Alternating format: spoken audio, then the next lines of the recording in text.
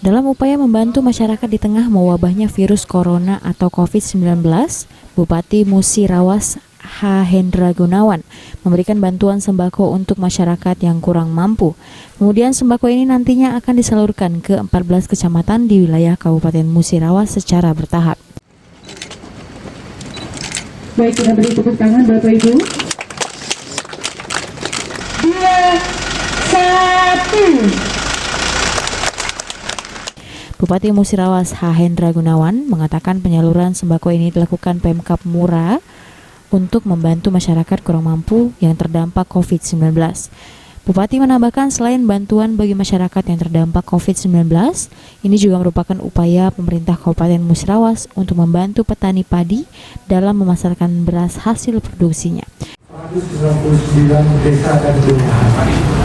Dan juga dari Basnas kita juga bergerak untuk juga memberikan sembako kepada masyarakat, dan juga diawali ketika belum ada semua bantuan jajaran pemerintah Kabupaten Musirawas, saya terus mengajak seluruh komponen dari alhamdulillah Musirawas yang memang hampir setiap tahun swasembada beras dan hampir masyarakatnya 75% hidup di sektor pertanian dan juga tenaga kerjanya juga hampir 75% di sektor ini. Adi Arianza, PAL TV.